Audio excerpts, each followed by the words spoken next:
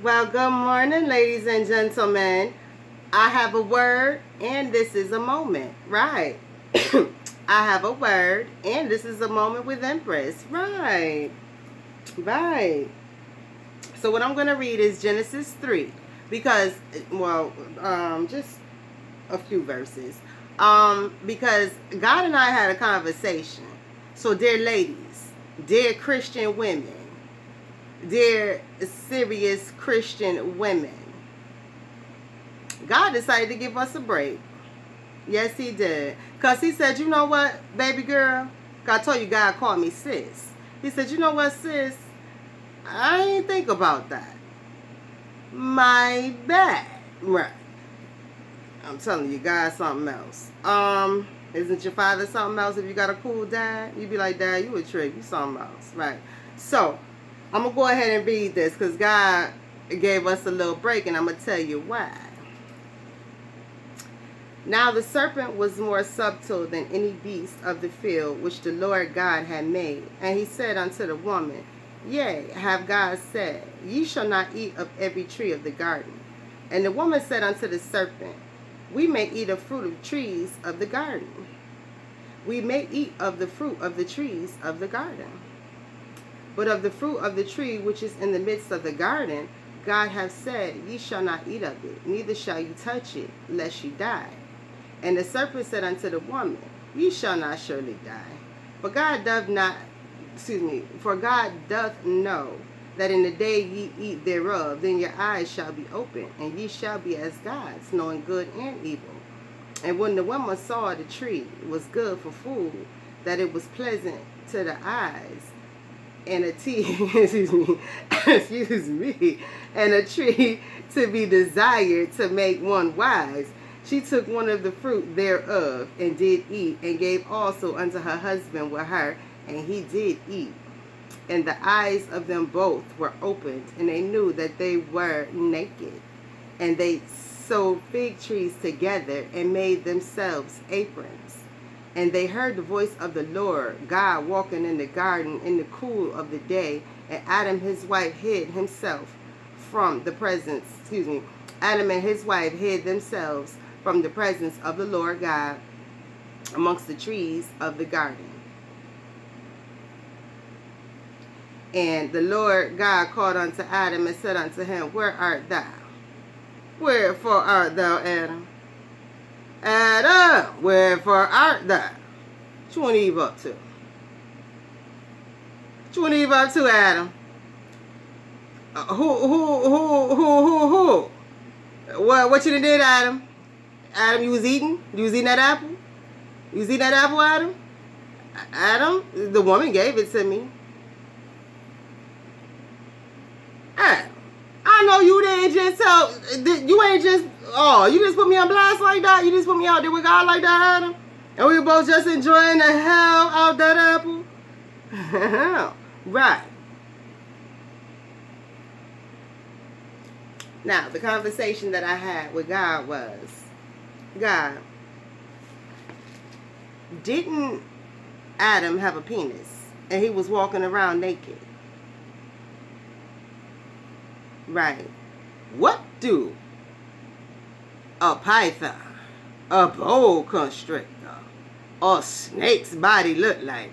Right. So Eve was looking at that snake like, Adam got one of those, but his don't speak. This must be, okay, maybe if I give this to Adam, this thing will make him speak. His snake speak and entertain me. Right. So she took that apple and bit it. And then she took it to her husband. She said, ain't nothing happening to me. I don't have nothing. Right. But when she went and gave it to Adam and he bit it. Right. Guess what they probably became? Horny. Right. The Bible never said Adam and Eve had sex with each other. They were just companions. God didn't want Adam to be lonely. So God told them, don't eat of that tree. Why? Because then they would become what? Right. They noticed they were naked. Right. What did they get? Sexual feelings. So that's why God was like, what y'all doing? Right. right? Because it wasn't time yet. It wasn't time for Adam and Eve to be making love and creating children. Right. So that's why he said, do not touch that tree. But when she seen a snake, she thought about his penis. Right. So she was like, this is interesting. This penis is not attached to a body, but it talks. Well, let me see what happens if Adam eats it. Right. Adam ate it. She seen what his penis did. It got hard, stood at attention, and she was ready to, ready to get on that pole. Right. God caught him just in time. Hold up. What y'all doing? Right. So, right. So with that being stated, God said, you know what? I never thought about her thinking about his penis because I am not a woman. When Adam looked at her, he named her woman. He didn't call her man. Man Junior. Because then she would have never been interested in his penis and wanted to be his mate later on when it was time. So he named her woman. So woman changed her mentality. Right. From being a man's mentality. So she got a female's mentality. And when she seen that snake, she looked at that snake and thought about his penis. And was intrigued. And took her behind to see if that apple would cause Adam's penis to speak and entertain her. I mean, all she was doing was walking around doing man work, right? There was nothing to do but mind the fields, the gardens and stuff like that. So she was doing man work, so she really wasn't entertained. So when the snake came along and it looked like his penis, she said, well, at least I'll be entertained by that. You know, I could do a little, because I'm quite sure the snake was entertaining her, right?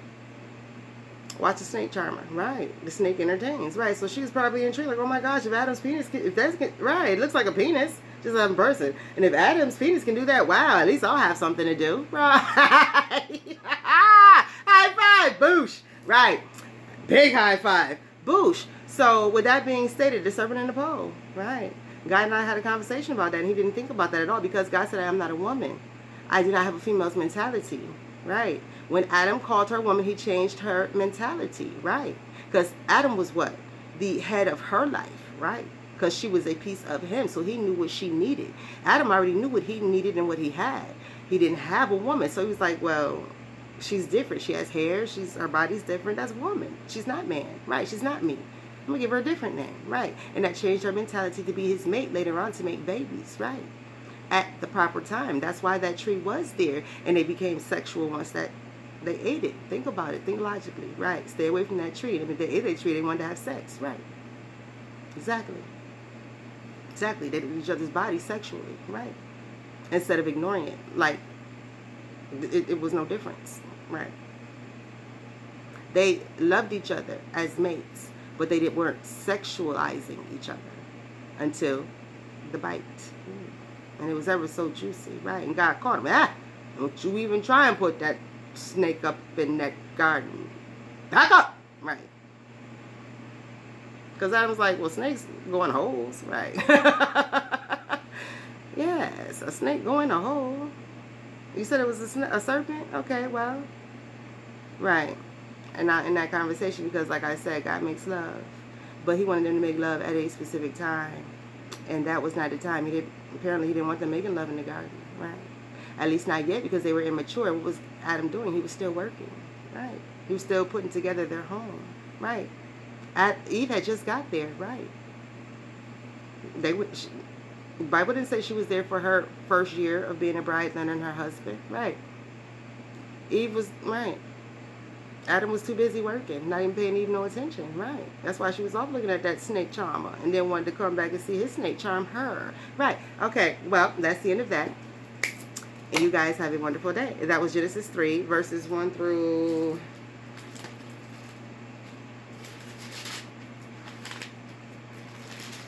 Genesis chapter 3. Dang, I mean, it's right. Genesis chapter 3, verses 1 through 9, right? So you guys have a wonderful morning, and I will chat with you later, right? We had our smoke sash, but didn't finish, so we can go ahead and continue.